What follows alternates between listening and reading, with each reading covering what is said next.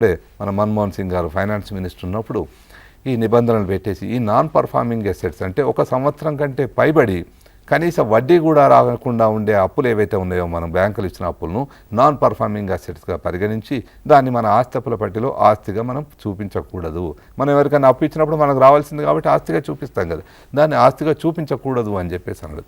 అలాంటివి 20 నుండి 30% ఉండే నాన్ పర్ఫార్మింగ్ అసెట్స్, దాన్ని ఇప్పుడు 5% లోపలికి అంటే ఈ మధ్య కాలంలో బ్యాంకులన్నీ కూడా తెచ్చుకున్నాయి. అంటే ఆ రకంగా వాటిని రైట్ ఆఫ్ చేయడం కానీ లేకపోతే వాటిని రికవర్ చేయడం కానీ ఇటువంటిది. అయితే వీటినన్నిటిని కూడా స్టడీ చేయాలనుకున్నప్పుడు బ్యాంకుల లోపల నిపుణులైన వ్యక్తుల యొక్క అవసరం ఉంది. వీటికి సంబంధించిన కోర్సెస్ కూడా ఉన్నాయి, డిప్లొమా కోర్సెస్ డిస్టెన్స్ మోడ్లో ఉన్నాయి, రెగ్యులర్ కోర్సులో కూడా ఉన్నాయి. ఇటువంటి చదవటం ద్వారా మన యొక్క అవకాశాలను పెంచుకోవడానికి అవకాశం ఉంది అని చెప్పేసి వీళ్ళని ఇన్వెస్ట్మెంట్ అనలిస్ట్ అంటారు. అంతేకాకుండా international workshop on mutualisation of stock exchanges అని, international programme on demat and depositories అని చెప్పేసి మ్యూచువలైజేషన్ ఆఫ్ స్టాక్ ఎక్స్చేంజెస్ అన్నది ఈ మధ్య కాలంలో డెవలప్ అయింది. అవే కాకుండా డీమ్యాట్ అండ్ డిపాజిటరీస్ గతంలో ఏంటంటే ఒక సంస్థ లోపల మనం పెట్టుబడి పెట్టినప్పుడు వాటినన్నిటి వాటాలుగా విభజించి ఎవరైతే దానికి దరఖాస్తు చేసుకున్నారో వాళ్ళకు వాటాలు కేటాయింపు చేసిన తర్వాత వాళ్ళ పేరు పైన ఒక సర్టిఫికేట్ జారీ చేసేవాళ్ళు. మనం 10th క్లాస్ సర్టిఫికేట్ ఏ రకంగా ఉంటుందో ఆ రకంగా ఒక కంపెనీకి సంబంధించిన సర్టిఫికేట్ ఉండేది. ఆ సర్టిఫికేట్ లోపల ఆ కంపెనీ యొక్క పేరు, దానిపైన రాజముద్ర, దాని మీద ఎవరి షేర్ హోల్డర్ వాటాదారు యొక్క పేరు, ఆయనకు ఎన్ని వాటాలు ఉన్నాయి, దాని యొక్క డిస్టింక్షన్ నెంబర్ ఎంత, ఫోలియో నెంబర్ ఎంత, ఇటువంటి అన్నీ కూడా అతనికి జారీ చేసేవాళ్ళు. అతను తన దగ్గర ఉంచుకొని తనకు సొమ్ము కావాలనుకున్నప్పుడు అది అమ్మినప్పుడు దాని వెనుక ఎవరైతే కొన్నారో కొన్న వాళ్ళ పేరు రాసి దీన్నే ఫిజికల్ ట్రాన్స్ఫర్ అని చెప్పేసాను. దీంట్లో చాలా ఇబ్బందులు ఉన్నాయి. ఈ రకంగా ఉండటం వల్ల ఒక్కోసారి 6 నెలల నుండి సంవత్సరం వరకు సమయం పడుతుంది. కాబట్టి ఈలోగా ఇన్వెస్టర్లందరూ కూడా వాళ్ళ యొక్క సొమ్మంతా కూడా నష్టపోవడం అనేది జరుగుతుంది. అందుకని చెప్పేసి ఈ షేర్ సర్టిఫికేట్స్ వీటినన్నిటిని కూడా డిజిటలైజ్ రూపంలో ఏర్పాటు చేయాలనే ఉద్దేశంతో డీమ్యాట్ అకౌంట్స్ అనేది ఓపెన్ చేసి, అంటే మనం బ్యాంకులో అకౌంట్ ఓపెన్ చేస్తే మన సొమ్ము డిపాజిట్ చేసిన తర్వాత మన పేరిట ఇంత సొమ్ము ఉంది అని చెప్పేసి మనకు పాస్బుక్ ఇవ్వడం జరుగుతుంది. మనకు డబ్బు కావాలన్నప్పుడు చెక్ బుక్ రాసేసి మనం ఆ డబ్బు తీసుకోవడం అనేది జరుగుతుంది, ఎవరికైనా ఇవ్వడం జరుగుతుంది. అట్లాగే మన షేర్లకు సంబంధించిన కూడా డీమ్యాట్ రూపంలో కొన్ని బ్యాంకుల్లాగా ఏర్పడడం జరుగుతుంది.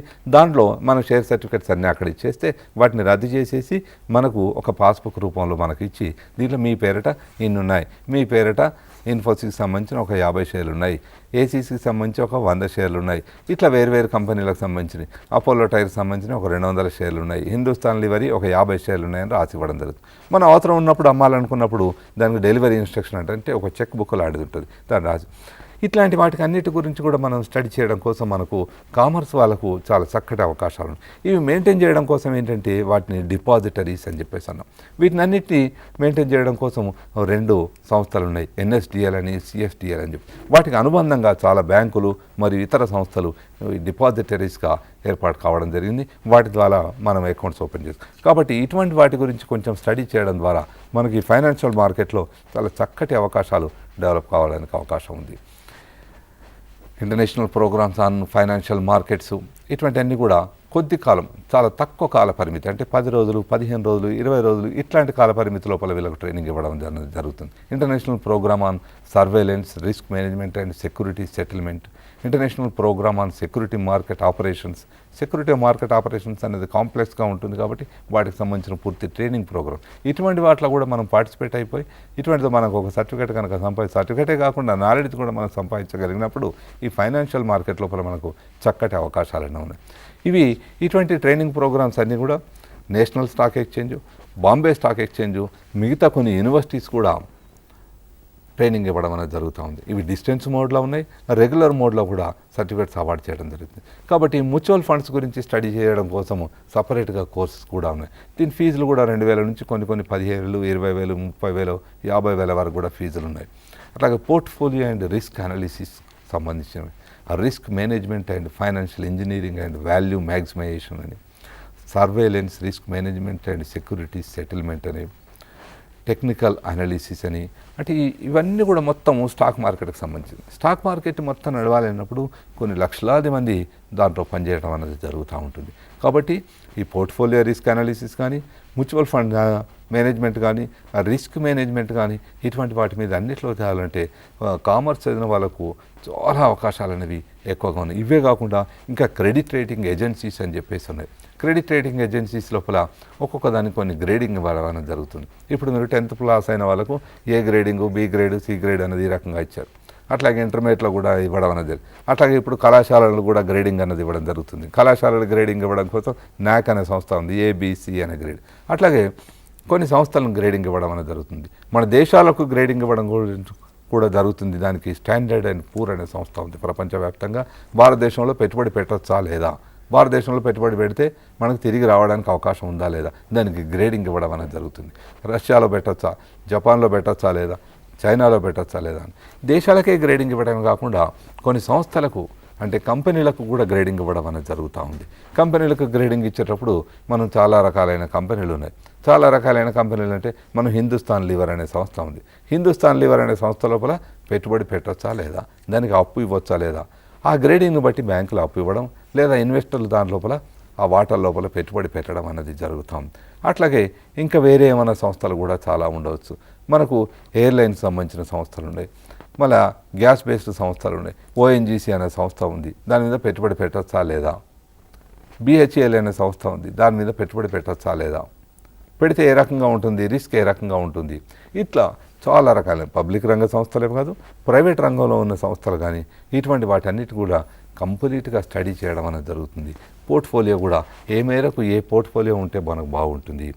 ఇండస్ట్రీని సెలెక్ట్ చేసేటప్పుడు మనకు ఏ ఇండస్ట్రీని, సిమెంట్ ఇండస్ట్రీని సెలెక్ట్ చేసుకోవాలా, ఫార్మాస్యూటికల్ ఇండస్ట్రీని సెలెక్ట్ చేసుకోవాలా, లేకపోతే ఇంకా వేరే ఏమన్నా కన్జ్యూమర్ ఫాస్ట్ మూవింగ్ గూడ్స్ సంబంధించి FMCGకి సంబంధించిన గూడ్స్ మనం సెలెక్ట్ చేసుకోవాలా, మెడికల్కి సంబంధించినవి కానీ వాటి గురించి తీసుకోవాలా మనం.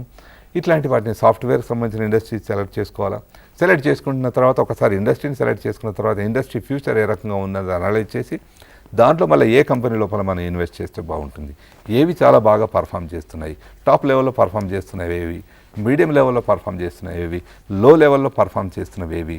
కాబట్టి దేంట్లో ఇన్వెస్ట్ చేస్తే మనకు గ్రోత్ ఉంటుంది, వేటికి అప్పు ఇవ్వచ్చు, వేటి లోపల డిబెంచర్స్లో పెట్టుబడి పెట్టవచ్చు, షేర్స్ లోపల పెట్టుబడి పెట్టవచ్చు. ఇటువంటి వాటిని అన్నిటిని కూడా క్షుణ్ణంగా స్టడీ చేయడం కోసం కామర్స్ సంబంధించిన వాళ్ళకు అవకాశం ఉంది. కాకపోతే కామర్స్ వల్ల నేను బీకామ్ చేశాను లేదా ఎంకామ్ చేశాను, నాకు ఉద్యోగం ఇవ్వండి అంటే మాత్రమే సరిపోదు. దాంతోపాటు ఇట్లాంటి కోర్సెస్ ఏమైనా మీరు చేస్తే అదనంగా మీ క్వాలిఫికేషన్ అనేది ఇంప్రూవ్ అవుతుంది. కాబట్టి మార్కెట్లో మీరు నిలదొక్కుకోవడానికి అవకాశం ఉంటుంది.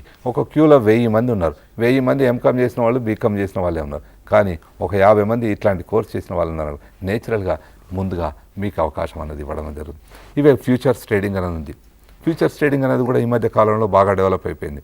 ఆ ఫ్యూచర్స్ ట్రేడింగ్ ఇటువంటి వాటి లోపల కూడా కామర్స్ చదివిన వాళ్ళకు చాలా చక్కటి అవకాశాలు ఉన్నాయి. డెట్ మార్కెట్స్ ఉంది, equity portfolio structuring and stock analysis, commodity and commodity derivatives అని చెప్పేసి ఇప్పుడే ఫ్యూచర్స్ మార్కెట్ అని చెప్పేసి అన్నాం. అంటే ఫ్యూచర్స్ మార్కెట్ అంటే ఈ మధ్య కాలంలో ధరలు విపరీతంగా పెరిగిపోయినాయి. ఈ ఫ్యూచర్స్ మార్కెట్లోనే పెరిగిపోయింది. ఫ్యూచర్స్ మార్కెట్లో అక్కడ అసలు ధాన్యం అనేది ఏమీ ఉండదు, కేవలం పేపర్ మీద మాత్రమే ఒక బెట్టింగ్ లాగా వాటి మీద జరుగుతుంది అని చెప్పేసి ఒక విమర్శ ఉంది. కానీ విదేశాల లోపల చాలా దేశాల లోపల కూడా ఈ కమోడిటీ మార్కెట్ అనేది ఉంది.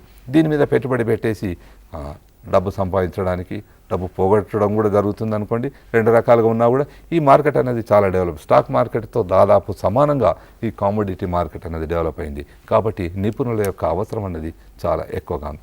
Compliance of in corporate governance and financial statement analysis అంటే ఒక సంస్థకు సంబంధించిన ఫైనాన్షియల్ స్టేట్మెంట్స్ అంటే trading account, profit and loss account, balance sheet ఉంటుంది. వాటిని సరిగా అనలైజ్ చేసి అవి చూడడానికి చక్కగా బాగానే ఉంటాయి, కానీ దాంట్లో ఉన్న లోపాలు ఏ రకంగా ఉన్నాయి, అవి ఇన్వెస్ట్మెంట్కు ఉపయోగపడేవా కాదా, మరి ఇన్వెస్టర్స్ ఏమేమి జాగ్రత్తలు తీసుకోవాలి అన్న వాటికి స్టడీ చేయాలనుకున్నప్పుడు తప్పనిసరిగా కామర్స్ చదివి ఉండాలి. కార్పొరేట్ గవర్నెన్స్ ఈ మధ్య కాలంలో ప్రుడెన్షియల్ నామ్స్ అని వచ్చాయి. అంటే ప్రతి విషయాన్ని ప్రజలకందరికీ తెలియజేయాలి. అంటే దాంట్లో ఉన్న మనం సత్యం స్కామ్ గురించి మీకు తెలుసు. గత 5 సంవత్సరాల నుంచి మొత్తం అకౌంట్స్ అన్నీ కూడా ఇన్ఫ్లేట్ చేశారని. అక్కడ కార్పొరేట్ గవర్నెన్స్ అనేది సక్రమంగా లేదు కాబట్టి దాన్ని సరిగా వెల్లడి చేయలేకపోయారు. అందుకని చెప్పేసి కొత్త కాన్సెప్ట్స్ ఇటువంటివి వస్తున్నాయి. కాబట్టి ఇటువంటివన్నీ వెల్లడి చేయకుండా ఉండి ప్రతి విషయాన్ని కూడా వాటాదారులకు అందరికీ కూడా తెలిసేటట్టుగా వెల్లడి చేయాలన్నప్పుడు ఇటువంటి వాటి ద్వారా కామర్స్ చదివి అనాలిసిస్ చేసినప్పుడు మాత్రమే సాధ్యమవుతుంది అన్నమాట. కాబట్టి ఈ కామర్స్ చదివే వాళ్ళకు అదనంగా ఈ సర్టిఫికేట్ కోర్సెస్ డిస్టెన్స్ మోడ్ లోపల ఓపెన్ యూనివర్సిటీ కానీ, ఉస్మానియా యూనివర్సిటీస్ కానీ, లేకపోతే ఈ separate specialized commerce based and industry business houses ఉన్నాయి. అంటే ఫిక్కీ కానీ అంటే federation of Indian chambers of commerce ఇటువంటి సంస్థలు కూడా చిన్న సర్టిఫికేట్ కోర్సెస్ కూడా చాలా వరకు ఆర్గనైజ్ చేయడం జరుగుతూ ఉంది. వీళ్ళు సెమినార్స్ ఇట్లాంటివి కూడా చాలా కాలేజీ లోపల కండక్ట్ చేయడం జరుగుతుంది. విద్యార్థులు ఇటువంటి వాటి లోపల ఎక్కువగా పార్టిసిపేట్ కావడమే కాకుండా ఇటువంటి వాటి లోపల ఉత్సాహం అనేది చూపించి ఇప్పుడు డెట్ మార్కెట్స్ ఉంది. డెట్ మార్కెట్ అంటే మనం ఏంటి, డెట్ మార్కెట్ లోపల మనం ఒక సంస్థకు అప్పు ఇవ్వాలన్నా వద్దా, దాన్ని డిబెంచర్స్ అని చెప్పేసి అనడం జరుగుతుంది. ఇస్తే ఎంతవరకు మనకు తిరిగి రాబట్టుకోవడానికి అవకాశం ఉంది అన్న దాని గురించి చూసేటప్పుడు చాలా మటుకు ప్రైవేట్ రంగంలో ప్రజలు చేసే పెట్టుబడి ద్వారానే మనకు ఎక్కువగా ఆ సంస్థలు మనుగడ సాగించడం అనేది జరుగుతూ ఉంది. గతంలో ఏంటంటే ఈ సంస్థలు కేవలం కొన్ని ఫైనాన్షియల్ ఇన్స్టిట్యూషన్స్, బ్యాంకుల ద్వారా మాత్రమే సొమ్మును సేకరించడం అనేది. ప్రజలందరూ ఏం చేసేవాళ్ళు, బ్యాంకుల లోపల సొమ్ము దాచిపెట్టుకుంటే ఇటువంటి సంస్థలకు బ్యాంకులు అప్పు ఇవ్వడం అనేది జరుగుతుంది. అలా చేయడం వల్ల ఏమవుతుందంటే బ్యాంకు మనకు ఒక 5% వడ్డీ ఇస్తే అక్కడ వాళ్ళ దగ్గర నుంచి ఒక 8%, 9% వసూలు చేసి మధ్యలో దాని ఖర్చులు పోగా మిగిలింది మనకి ఇవ్వడం.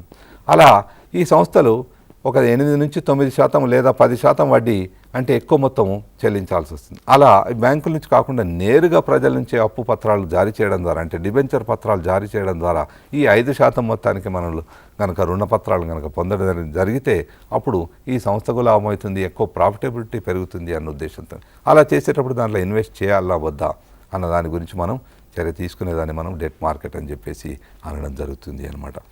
ఇక ఇది కామర్స్ సంబంధించిన వాటిలో. ఇకపోతే నెక్స్ట్ ఇంకా వాటి గురించి మనం చర్చించే ముందు ఒక 15 నిమిషాల పాటు మనకు బ్రేక్ ఉంటుంది. ఈ బ్రేక్ తర్వాత మిగతా సబ్జెక్ట్ సంబంధించిన వాటి గురించి మనం చర్చించుకుందాం.